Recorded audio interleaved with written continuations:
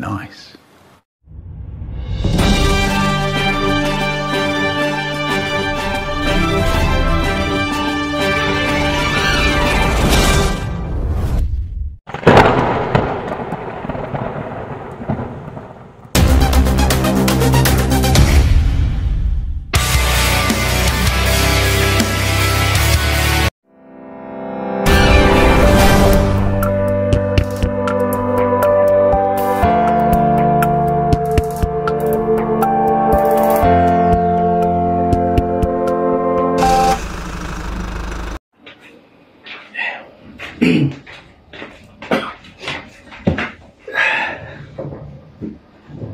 Hello guys, good morning!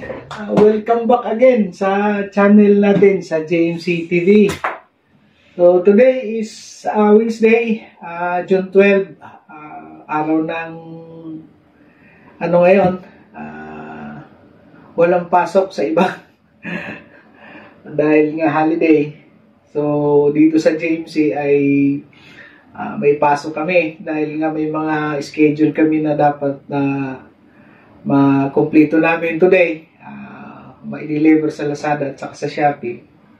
So bago ang lahat, shout out sa aking mga mahal sa buhay, sa aking mga magulang, sa kay Papa Matt, kay Mama Tessie, at sa aking brother si Glenn, at saka si Dennis, Noel. Kumusta kayo mga tol? At sa aking mga pamangkin dyan na apat, si Tamtam, si Gingging, at saka si Bibibo, si As-As. Huwag kayong magpasaway sa lula nyo ha, para hindi magalit si daddy nyo. So, sana ay nasa mabuting kalagayan tayong lahat at payapa yung ating isipan at ating pamumuhay at wala tayong mga sakit. Higit sa lahat, maganda yung ating relasyon sa Panginoong Diyos. Dahil siya lang ang pwedeng magbigay sa atin ng mga pagtatagumpay, siya agad ang mabilis na tumugod sa ating mga panalangin. Yan ang pinaka-the best na unahin dapat ng isang tao sa kanyang buhay. Best of luck. So, okay mga guys, salamat ng marami sa inyong pagsubaybay, pag-like, pag-share, follow doon sa aming Facebook page sa JMC Bag Expert. So, eto na naman. Nandito tayo para silipin natin yung kanilang trabaho doon. Kasi may pinagawa akong tailgate pad kasi nga nagbalik na naman yung dati naming produkto na minsan ay hindi muna namin ipinost yan sa timeline dahil nga marami siyang naging kasabay at mas napilitin namin yan mga guys. So, hindi natin pwedeng iwasan ito dahil ito rin ay design ko nung kasagsagan ng pandemya kasi nga nag-isip tayo ng pwede natin pagkakitaan. So, yan mga guys, yan yung design na yan. Yan, ang tawag niyan ay tailgate pad or bike pad. So, yan ay protection sa tailgate ng pickup para hindi siya makagasgas. So, kailangan isapin yan dyan, isusuklob ng paganyan yan dyan, tulad yan mga guys, para yung bisikleta ilalagay doon. So, nakalawit yung gulong yan sa, yung gulong ng bisikleta na parting harapan. So, nakalawit dyan. So, yung yung gitna ng batalya ng bisikleta, merong strap na naka-velcro. So, yan ang purpose niyan mga guys. Oh my God! Wow! So, marami tayong design yan. Tulad ng kulay na yan. Yung kulay red, camo, green, blue. So, yan. Sa mga plain black. So, ganyan ang magiging itsura yan mga guys. Yung bisikleta na nakalagay dyan. So, meron kaming regular na kliyente niyan na taga Pasig. So, every month ay siguro, hindi ako nagkakamali, siya sa kanya lang yun ay nakakapag produce kami niyan ng mga 40 piraso. Oh my God! Wow! So, sa kanya sa isang buwan. So, ang presyo na niyan mga guys ay 3,500 po ang isa niyan. So, what? So, mapapansin nyo, mamaya, ipapapansin ko po sa inyo kung ano yung mga materialis na ginagamit niyan, tsaka gaano kakapal yung padding niyan sa loob, tsaka yung ilalim ng tailgate pad. Yan kasi ay dinesign natin na protection talaga na hindi siya makagasgas. At saka yung raw materials na ginamit din dyan sa tailgate pad na yan ay rubber na pinatungan natin ng padding na 15 mm na kapal na insulation, tapos mayroon pang lining na cotton brush. So, ganun yan kakapal guys, mga guys, yung ating tailgate pad. So, makikita nyo yan mamaya pag ginawa. Kasi sisilipin natin dito sa production kung ano yung status na yung tailgate pad na kailangan natin maisabay natin today doon sa magpipick up dito, kasi ang magpipick up niyan ay si JNT. So, pero kay Shopee yan. Doon kay Shopee in order yan. Kaya ang mag-pick up dito ay JNT na courier. So, yun mga guys, maraming salamat ulit sa time na ibinigay nyo. So, tayo ngayon ay nag-check dito sa mga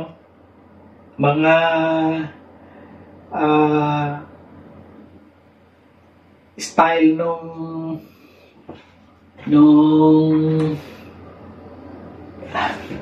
fishing. Kasi soon ay baka bago matapos tong year na to ay mag-proceed na tayo sa Pitogo, Quezon para yung ating plano na fishing business ay kailangan na nating may tuloy mga guys para sa future. Kailangan nating magsiguro dahil habang malakas pa tayo, malakas pa yung katawan natin, kaya pa magbiyahe ng medyo malayo. So, yun, kailangan natin na matuloy sa awa tulong ng Diyos. So, malaking tulong yan sa buong pamilya. Para hindi man pantay-pantay yung kalagayan natin sa buhay, at ang malaga ay tumulong tayo para itaas natin yung ating mga pamilya. Paminaw sa. Para masarap sa pakiramdam na lahat ng magkakapatid, buong pamilya ay nagtutulungan, hindi yung nag-iinggitan, hindi yung nag-aaway. So, bilang isang kuya, kailangan ko itong i-manage para sa aking buong pamilya, sa aking mga kapatid. See you soon mga guys. Saka na lang tayo ulit magkikwentuhan. Punta tayo dun sa aking shop para tingnan ninyo kung ano yung aming mga ginagawa. So, okay, tara, let's go. One eternity later. So, yan mga guys, yung sinasabi ko kanina na nakatahi sa rubber yung ating tailgate pad. So, mapapansin nyo ay mayroon siyang ginupit. Yan po ay cotton brush na lining sa ilalim. So, yan ay babalutan dito sa isang makina natin na high machine. So, para maging malinis siya mga guys. So, tingnan nyo lang kung ano yung gagawin pa dyan para makita nyo talaga kung paano pinoproseso yung aming tailgate pad dito sa JMC Bag Expert. So, yan po, mapapansin nyo yung lining sa loob ay cotton brush po ang tawag niyan. So, mga guys, so kailangan yung paggawa niyan ay, lalo na pag assemble na, ay may taghawak kasi napakalaki niyan mga guys. So, may kabigatan din yan, kaya kailangan yung isang mananahay natin ay mayroong tagahawak dyan para hindi siya nahihirapan sa kanyang ginagawa.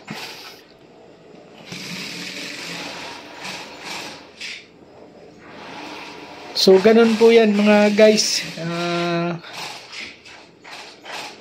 ginagawa o pinapahalagahan namin yung quality talaga ng aming mga produkto sa JMC Bag Expert, kasi yan po ang ano natin, signature dito, yung quality ang mahalaga. So hindi tayo after doon sa basta lang makapagbenta, hindi tayo ganon. Concern tayo doon sa halaga na ipinambayad dyan sa mga produkto natin. Yun po ang sukli namin, yung matibay na produkto dito sa JMC Bag Expert.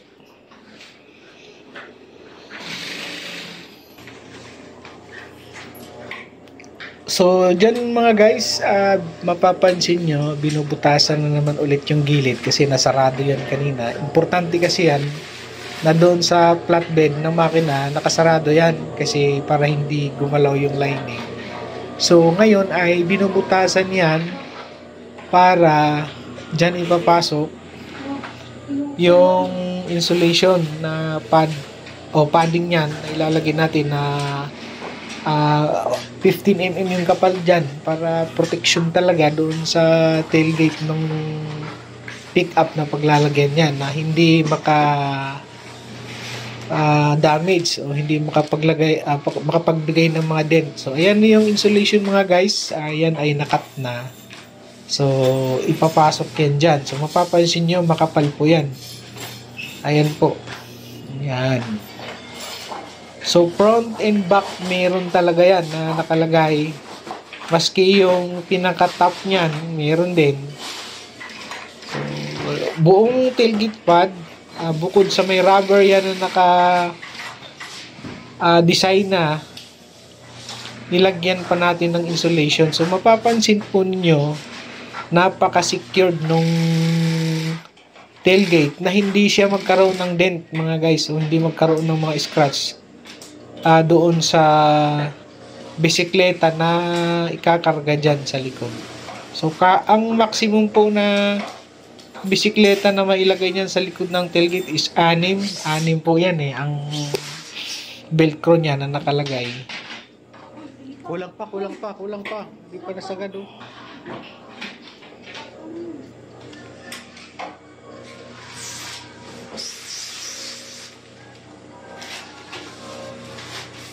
Pa.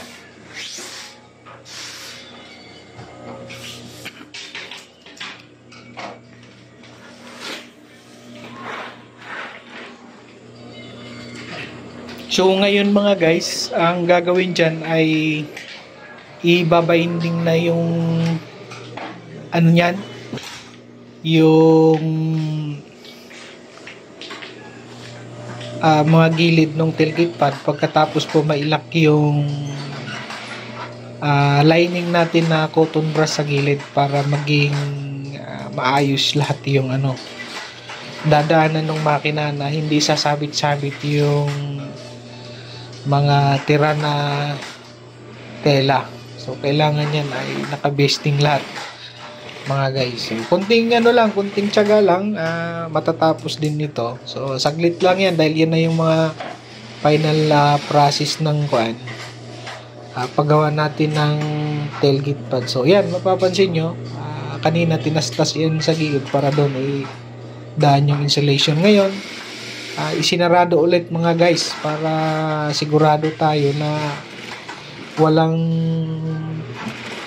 part dyan na nakabukas. Sinigurado natin na sarado lahat yan para pagdating doon sa high machine, pag binding yan ay dire-diretso na yung ating trabaho.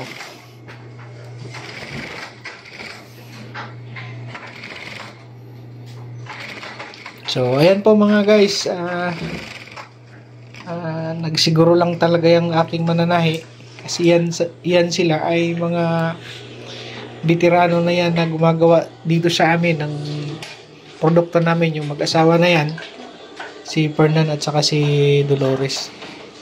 So yan ay naglagay ng marking ulit para doon ilalagay yung sukat ng mga strap na naka attach dyan mamaya hindi talaga siya inaapura, hindi siya step by step po ang pagkatrabaho niyan mga guys, kasi lahat yan ay may mga dimension na kailangan sundin para hindi tayo magkamali pag yan ay ipadala na doon sa ating mga customer. So, eto na po. Isasalang na dito sa high machine para ma-binding or mabayasan na yung paikot nung tailgate natin. So, yan na yung final na proseso talaga mga guys. So, importante yan. So, ayan po. Kikita nyo naman. Nakabalot yan.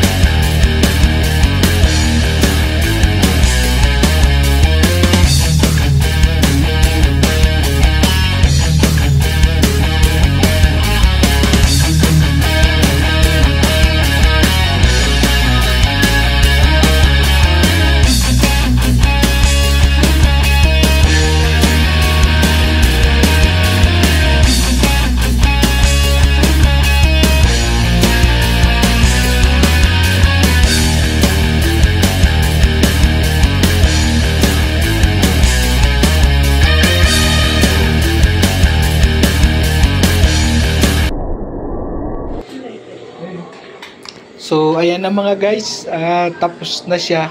So, sinusunog lang yung pinaggupitan ng strap para hindi magimulmol. So, para sigurado. Ngayon, dahil tapos na siyang balutan, ang gagawin niyan ay lalagyan pa yan ng pangalawang tahi mismo. Tulad niyan, para sigurado na walang matatastas dyan mga guys, kasi hard ang ipapatong dyan. So, nagsiguro tayo na hindi yan matastas. Kung mayroon bang isang sinunod na matastas dyan, so mayroon pang nakaback up na isa pa. So, ganun po ang aming pagtrabaho niyan mga guys sa aming tailgate pad. Sinisigurado po namin na hindi siya magka-problema, kasi mas magastos kung pabalik-balik yung produkto dito sa aming shop. Dahil kami po ay laging may warranty doon sa aming mga customers.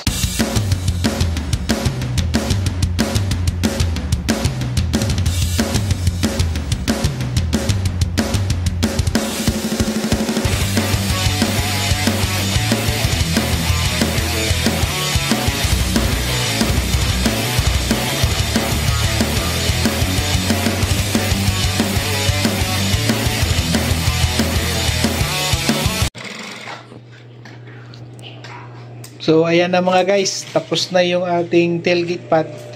So, ngayon, i-check na lang yan sa quality, kung tama ba, walang nakalimutan. At ikakabit na rin dyan yung iba pang accessories mga guys, para kumpleto. Para pagkatapos nyan ay mabalot na din mga guys, no? Para pag dumating man yung mag-pick up nyan, yung taga JNT, so naka-ready na, wala na tayong problema mga guys. So ayan po yung cotton brush natin, makinis po yan, malambot, kine-check lang na walang mga puti-puti na nakadikit dyan para maayos lahat. So ayan mga guys, mapapansin nyo meron siyang tatlong pocket doon sa inner part ng tailgate. So, maglalagay dyan ng mga tools pwede. So, yan yung mga strap na nakahold doon sa likod ng ating pickup sa may tailgate. Yan. Papansin nyo ay 4 na piraso yan. 2 sa gilid, dalawa sa gitna. Yung mga packet na yan mga guys, yung 3 packet yan, pwedeng maglagay dyan ng mga screw, mga pliers, kung ano-ano pa. na gamit. So yan ang front natin mga guys. So protektado yung tailgate ng ating pickup. So ayan. Rubber talaga yan na tribal. So yan yung sa may handle nung yan ang opener nung handle sa tailgate. So nakasarado din, may takip din. So dyan ngayon ikakabit natin yung mga holder strap doon sa mga bike na isasampay doon sa likod. Mapapansin nyo may ladder lock na, tapos may velcro pa. So double lock yan mga guys. So ang strap natin dyan ay 1.5 inches ang ginamit natin dyan na MA, matibay po yan. So yan ay 6 na piraso po ang nakakabit dyan, kasi 6 na bike ang pwedeng isampay dyan sa likod ng tailgate or sa likod ng ating pickup. Ayan na guys. Ayan. So ganun po ang pagkagawa ng tailgate pad ni JMC. Hindi yan pangkaraniwan lang na tailgate pad na pagkagawa. So iniisip namin mabuti dyan yung tibay at yung protection na maibibigay doon sa tailgate ng pickup truck. So ayan mga guys, tapos na yung ating tailgate pad. So maraming salamat po sa inyong pagsubaybay sa time na nakonsume nyo, kasi may kahabaan talaga yung ating video. So God bless po sa ating lahat, at sana wag nyong kalimutan na i-follow ako sa JMC Bug Expert, aking Facebook page po yan. So sa aking YouTube channel JMC TV. Thank you po, God bless po, bye bye.